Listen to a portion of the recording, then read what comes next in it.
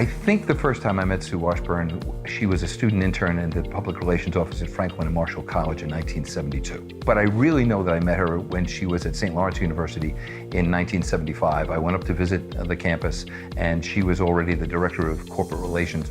Sue was an intimidating presence. She had already written a book. She was well known throughout the Case District already, and she never smiled at me the time when I first met her. She was very serious.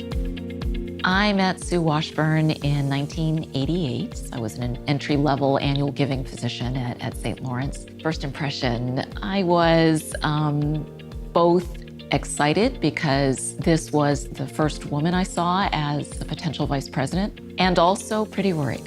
She looked so serious.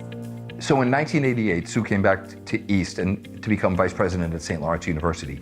And that's where we really reconnected. And she and I became telephone buddies at the end of the day, talking about our profession. And she was vice president from 1988 until we started Washburn McGoldrick in 1995. Sue became involved with Case right from its inception in 1974.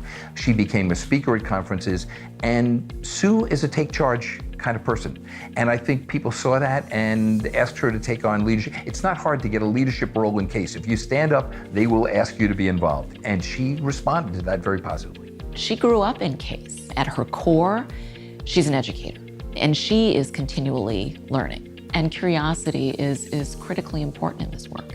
Really wanting to understand what drives someone's philanthropic passion, what drives their interest, and how to make a perfect match. Sue would say that she engages people in a discussion about how their philanthropy can make important things happen in education. It's about mission, cause, and purpose. And she's very good at that. She knows how to do that well because she believes it in her heart. Her service as a trustee at the College of Franklin and Marshall is one of the most important things in her life and has been for the last 12 to 15 years. Sue is a true all-around alumna and contributor to Franklin and Marshall College. She was a member of the first class of women to attend Franklin and Marshall College for 4 years. She's held every job that you could possibly have as a volunteer. She's made phone calls to alums, she's organized events, she's chaired her class reunion, she has chaired the Board of Trustees. Sue chaired the search committee that brought me to Franklin and Marshall College, and we bonded through that experience. She got to know me as a person and to value me as a person and what it is that I'm hoping to accomplish in my work.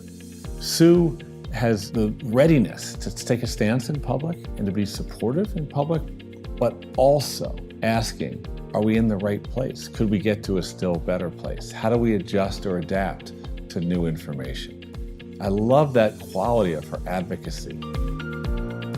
Working with Sue is like a pinball machine. Her mind goes so fast. She's so smart. She gets onto something and she just can't let go of it. She is a perfectionist in many ways.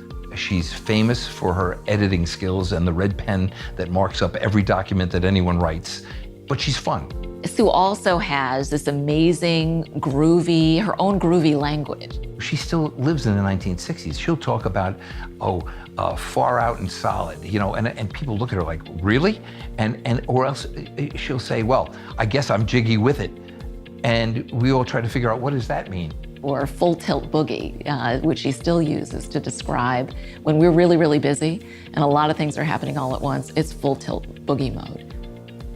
She absolutely believes that you can change lives, that you can solve problems, that you can make a significant difference in philanthropy.